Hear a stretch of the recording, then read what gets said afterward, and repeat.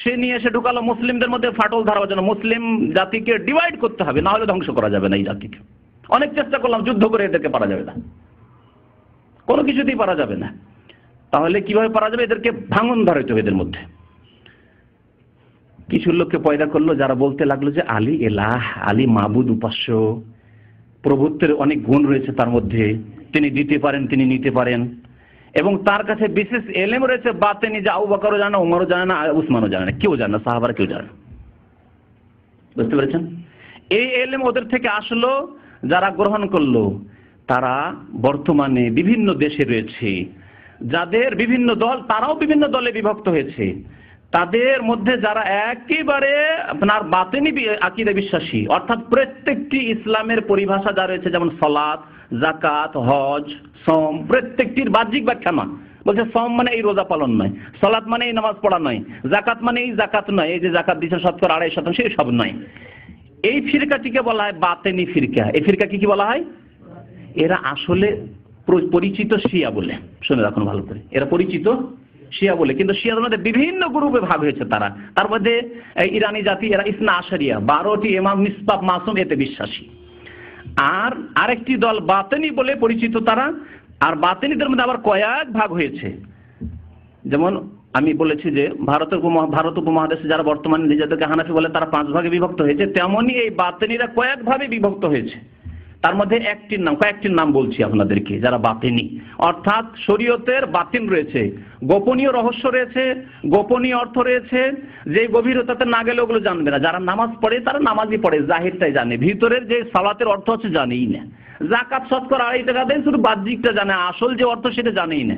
ওরা এই যাকাতে বিশ্বাসী নয়, এই হজে বিশ্বাসী নয়, এই রোজাতে সিয়ামে বিশ্বাসী নয়, এই নামাজে বিশ্বাসী নয় তারা। তাদের একটি দলের নাম শুনে রাখুন। এই দলগুলি ইন্ডিয়া, পাকিস্তানে রয়েছে, জি, বাংলাদেশেও কিছু রয়েছে, আর কিছু আরব দেশে রয়েছে, আর বিশেষ করে ইউরোপ পশ্চিমা দেশগুলিতে রয়েছে, ব্রিটেনে, ফ্রান্সে এরা রয়েছে। এদের দাওয়াত সেখানে খুব সক্রিয়ভাবে কাজ করছে মুসলিমদের মধ্যে, কারণ সেখানকার মুসলিমরা যেহেতু ইসলাম সম্পর্কে শেখার বড় কোনো ইসলামী প্রতিষ্ঠান নেই, তাদেরকে গুমরা করার জন্য বড় সুযোগ রয়েছে। তো এদের নেতারা বেশিরভাগ ওই পশ্চিমা দেশগুলিতে, ব্রিটেন, ফ্রান্সে বাস করে। তাদের একটি দলের নাম আগা খানি। শিক্ষিত লোকেরা অনেকে নাম শুনেছেন, অনেকে লিখে না অমুক আগা খানি ও আগা খানি, এই বাতেনি, তাদের বাতেনি ব্যাখ্যা রয়েছে ইসলামের। আর একটি নাম হচ্ছে বোহরা, যা পাকিস্তান করাচিতে সবচেয়ে বেশি বাস করে, আর ইন্ডিয়ার বোম্বাই সবচেয়ে বেশি বাস করে। যাদের পুরুষদের স্পেশাল টুপির আর পাঞ্জাবি দেখে বোঝা যায়, আর মহিলাদের বোরকাও আলাদা, তা দেখলেও বোঝা যায়, হারামে মক্কা মদিনাতে হজ মৌসুমে বা অন্য উমরার মৌসুমে দেখতে পাবে বোহরা এরা। আচ্ছা, বোহরারা আর আগাখানিরা, এরা তাদের যে বর্তমান যে কোনো যুগের যে ইমাম হবে তাদের নিষ্পাত, তাকে সেজদা করে, তাকে যদি সামনে না পায় তাহলে তার ছবি রেখে সেজদা করে। এবং আমার ওস্তাদ মদিনা ইউনিভার্সিটি তিনি বলেছিলেন যে এই বোহরারা, তারা প্রত্যেক দোকানে এবং প্রত্যেক রুমে তাদের ইমামের সুলতানের ছবি থাকবে, মানে যিনি নিষ্পাত ইমাম, তাদের মাসুম ইমাম, আর তাকে তারা সেজদা করে। দোকান যেমনই খুলবে তেমনই হিন্দুদের মতো, হিন্দুরা যেমন পূজা পাঠ করে দোকান খুলে, তেমনই তারা করবে। এটি আমি পরীক্ষা করার জন্য একবার কলকাতা গেলাম। কলকাতা গিয়ে দেখলাম একটা বোহরার দোকান। বললাম এই সুযোগই সুযোগ, দোকানে কিছু কেনাকাটার বাহানায় কেনবো না, একটু ঘোরাঘুরি করবো, দেখি তো ভিতর দিয়ে গিয়ে আছে। ঢুকতে মাত্রই ভিতরে দেখি ওই যে যেমন ওয়াল রয়েছে, ওয়ালে ওই সুলতানের ছবি, তাদের ইমাম মাসুমের ছবি, আর তার পূজা করে তারা বোহরা। তারপরে শাম দেশে, সিরিয়া দেশে জি রয়েছে নোসাইরি। আর একটি দল রয়েছে দুরুজ। এরা হলো সব বাতেনি। এদের কাছে ইসলামের বাতেনি গোপনীয় ব্যাখ্যা রয়েছে, যা সাধারণ লোক জানে না। তারপরে যারা এই 12 ফিরকা, আপনার ইসনা আশারিয়া 12 ইমামে বিশ্বাসী যারা শিয়া রাফেজি, তাদের কাছেও তাদের কথা শুনেন। তাদের কথা হচ্ছে যে কোরআনে কারিমে যা আছে তা তো জাহেরি সবাই জানে, কিন্তু 10 পারা গোপনীয় আছে তাদের এক শ্রেণীর লোকদের বিশ্বাস। এবং তাদের কিছু লোকের বিশ্বাস 10 পারা না হইলেও কিছু আয়াত আছে যেগুলোকে মাইনাস করে দিয়েছে উসমান রাদিয়াল্লাহু তাআলা আনহু, নাকি সরিয়ে দিয়েছে, যেগুলোতে আলীর অনেক বৈশিষ্ট্যের কথা ছিল, আলীর খেলাফতের কথা ছিল। তো প্রথম খলিফা তিনি হবেন, তারপরে আলীর মধ্যে প্রভুত্বের ক্ষমতা রয়েছে, আর তারপরে ইত্যাদি ইত্যাদি। তারপরে ইসলামের অনেক গোপনীয় ব্যাখ্যা রয়েছে, এগুলি কথা ছিল সব, সেগুলিকে সরিয়ে দিয়েছে কোরআন থেকে। কোরআন তাদের কাছে সুরক্ষিত নয়, এই আকীদা তাদের রয়েছে। এই হচ্ছে বাতেনি ফিরকা। এই বাতেনি ফিরকাদের থেকে সুফিবাদ কিছু নিল, শুধু হিন্দু ধর্ম থেকে নেয়নি, আর ইসলামের লেবাস পরায়নি। এরা নিয়েছে ওই বাতিনি আব্দুল্লাহ বিন সাবা ইহুদির আকীদা, যে শরীয়ত হচ্ছে বাহ্যিক, যা নামাজ রোজা মাসলা মাসাইল ইত্যাদি এগুলি আলেম ওলামারা জানে, আর বাতিনি যে গোপনীয় যে ব্যাখ্যা রয়েছে ইসলামের, তা বিশেষ বিশেষ ব্যক্তিরা অর্থাৎ পীরে কামেলরাই জানে। এই জন্যই দেখা যায়, আমি সাজরানামা, তার সাজরানামা, আমাদের এই চরমনাইর পীর সাহেবের সাজরানামার কথা আপনাদেরকে শোনাবো।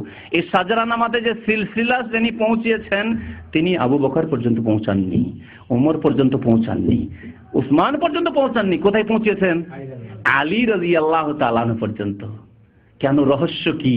ওই যে আব্দুল্লাহ বিন সাবার কাছ থেকে ওই যে শিক্ষা হয়েছে, বাতেনি শিক্ষা, আর পীরতন্ত্রের শিক্ষা ও বাতেনি শিক্ষা।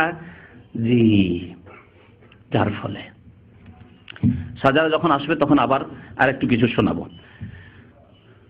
আচ্ছা, ফখরুদ্দিন সাহেব বললেন, ইমাম ফখরুদ্দিন, যে হুজুর তবে আমার উপায় কি? আমার এত ইলম হয়ে গেছে, আপনি দিতেই পারবেন না আর মারিফতি ইলম, তাহলে কি করব? হুজুর জবাব দিলেন, বাবা, পীর জবাব দিচ্ছে, এক কাজ করুন, 1 বছর যাবত কিতাব দেখা বন্ধ করিয়ে দিন।